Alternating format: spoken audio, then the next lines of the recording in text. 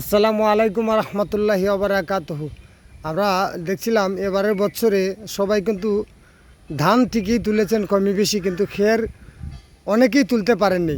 যাদের গরুর খাবারের অভাব আছে আপনারা নিতে পারেন পাথারিয়া হসপিটালের পাশে থেকে উজান থেকে নিয়ে আসা হয়েছে খেরগুলা।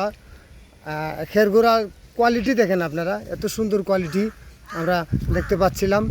আচ্ছা মাজুম ভাই, খের কি আপনারা নিয়ে আসছেন উজান থেকে? উজান থেকে আসছি।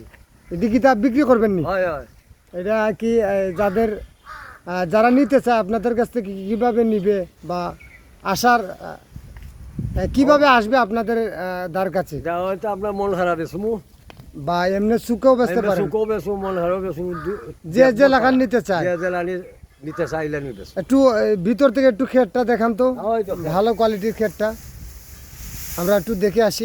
আসলেই অসাধারণ খের আমরা দেখানোর চেষ্টা করছি। আপনারা দেখতেই পাচ্ছেন একদম শৃঙ্খলা, কোনো ধরনের জাল ভেজাল নেই এবং কোনো ধরনের অনেক খের থাকতে পারে যে ঘুমাই পড়া, সেটাও নয়, একবারে স্পেশাল খের আমরা দেখতে পাচ্ছিলাম।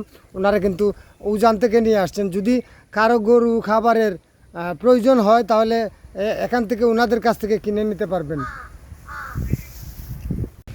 আপনাদের কাছ থেকে খের নিতে গেলে যোগাযোগের কি ব্যবস্থা আছে? ব্যবস্থা আছে যে জ্বালালি, যে জ্বালালি গ্যাস থেকে তুমি লম্বন নিয়ে যোগাযোগ করতে পারবে। আর বর্তমানে আপনাদের এই স্থানটা কোথায় আছে? ঠান্ডা হইলো বাড়ি বেড়ার রাস্তা অসুবিধা।